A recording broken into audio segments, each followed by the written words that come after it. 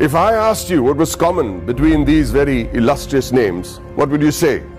Mr. Kumar Mangalam Birla, Mr. Motilal Oswal, Mr. Suresh Prabhu, Mr. Shekhar Kapoor, Mr. Piyush Goyal, Rakesh Jhunjhunwala. What do you think is common between these people from very diverse walks of life and professions? Two letters, two simple letters, C and A. Two letters so powerful that if you join them and put them before a name, it not only becomes a professional qualification, but it represents willpower, dedication, intelligence, and the ability to march on come what may. To the rest of the world, these two letters mean chartered accountant. But to me, it means something completely different. Committed achievers. Let me tell you a story about a committed achiever. A young girl was wrongly prescribed penicillin for a common cold. What happened was that she became visually impaired. A 9-year-old became blind. She decided to become a chartered accountant. Her name was Rajni Gopal. So what if she was visually impaired? The world may think of it as a handicap, but she did not. In another story, the daughter of a man who sold coffee outside Borivali railway station on a bicycle decides to learn English in the 7th standard. And she fails. Tries again, fails again. She goes on to become a chartered accountant. Did she ever think that language would be a barrier? She did not. Did she ever think that her financial status would be a barrier? She did not. All she wanted to do was become a chartered accountant, a committed achiever.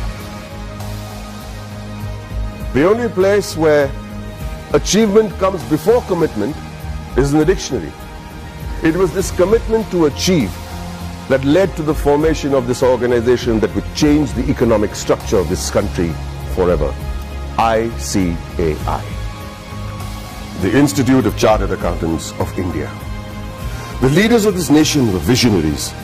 They knew the role chartered accountants would play in developing the country, which is why on the 1st of July 1949, a year even before the Constitution of India was formalized, an Act of Parliament gave birth to ICAI.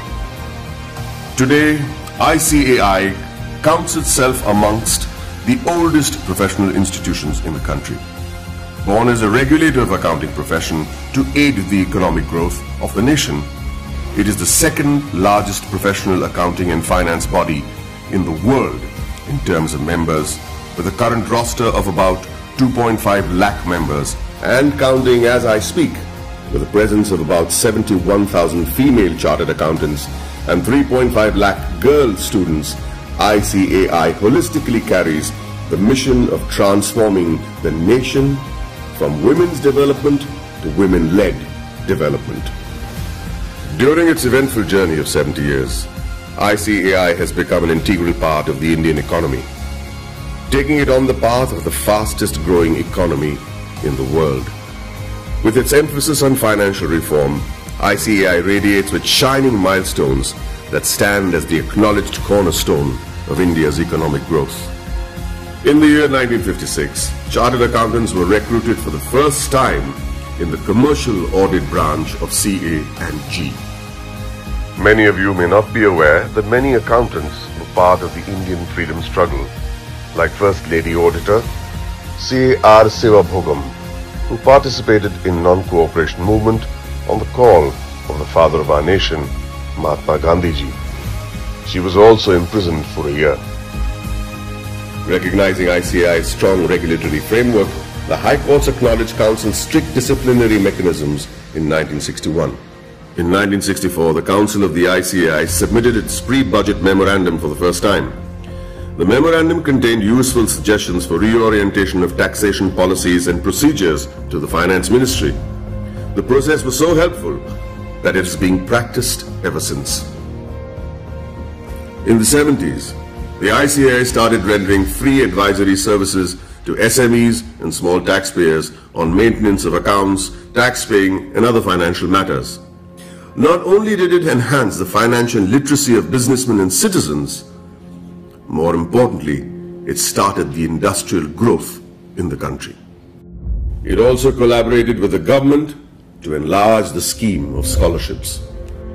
With all humility, I wish to mention that in the year 1972, ICAI members had provided pro bono professional services to the heirs of the Jawans and officers of the armed forces who sacrificed their lives in the war. Complete exemption from tuition and registration fee of the institute was also granted to the children of Amar Jawans and officers.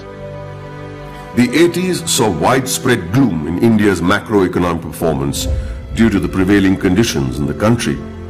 However, during the period between 1980 and 1990, the economy began to improve and growth rate accelerated. The government appointed CA members on various committees like boards of public sector undertakings and nationalized banks. The government also appointed ICAI as an expert and independent advisor on company law, fiscal and various other committees. The corporate sector, the public sector corporations, cooperative societies and public trusts were brought under the accounting discipline by legislation.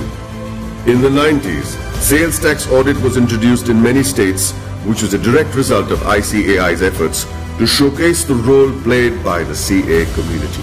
ICAI developed a research center in the form of a non-profit company to be named as Accounting Research Foundation.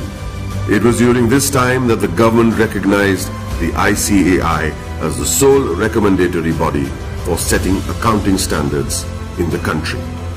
2000 and onwards marked the period when many MRA MOUs had been signed with many international bodies such as ICAEW, CPA Australia, Ireland, CICA, etc. ICAI was granted recognition by IGNOU as a research center for the benefit of its members and employees to pursue doctoral research from IGNOU. eSahayata was launched as an electronic service for members and students of ICAI to provide prompt services against their queries, complaints and grievances. In 2007, ICAI decided to recognize the CA leaders in industries, which gave birth to a glittering awards function. In 2009, ICAI was awarded the Recognition of Excellence Award by the then President of India, Srimati Pratibha Patil.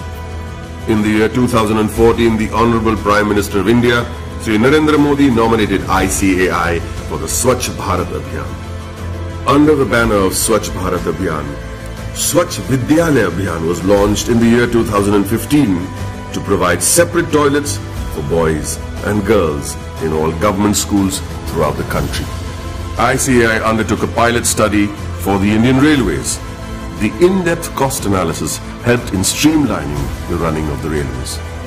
Considering the importance of the legislation, namely black money, and the imposition of Tax Act 2015, CBDT decided to go all out and conduct workshops with ICAI to clarify any doubt the assessees may have had. ICAI was chosen as the preferred institution to partner with the Government of India to create awareness and maximize the potential of the Income Declaration Scheme 2016. ICAI, jointly with the Ministry of Finance and the Ministry of Commerce and Industry, organized events at more than 470 locations across the country. It was attended by more than 42,000 citizens, including chartered accountants, company secretaries, advocates, and members from trade and industry. ICAI's contribution to the scheme was acknowledged by Shri Arun Jaitley, Honorable Minister of Finance and Corporate Affairs. For the benefit of its members, ICAI established the Indian Institute of Insolvency Professionals of ICAI. ICAI extended its technical and infrastructural support towards the accounting reforms of various government offices. This meant moving from cash to accrual system of accounting after assessing the tremendous positive impact on national financial reporting. It was also an important year for the Indian economy, with GST being touted as the game changer, leading to one nation, one tax. ICAI, as always, was there to partner the government towards effective and smooth implementation of GST throughout the nation. As a result, ICAI and CA members became a proud knowledge partner for GST success. For a clearer understanding of GST, ICAI carried out more than 3,000 programs benefiting more than 2.5 lakh participants. ICAI also established GST Sahayata desks all across the country to facilitate small businessmen, traders, shopkeepers, and the public at large. ICAI has created a milestone by launching various incubation centers. In line with the Prime Minister's vision to support startups, ICAI is providing massive platforms to help CAs start their businesses. Not many people know that there is an accountancy museum in India, or that the ICAI is the first accounting body in the world to start a digital accounting and insurance board, or that there are 3 forensic labs in India to monitor financial bungling and frauds. With this, the ICAI is keeping its eyes and vision firmly on the future. The ICAI has a very strict code of ethics. Its motto is taken from the Upanishads, Yayeshu Sapteshu Jagriti, which translates as the one that is awake in those that sleep.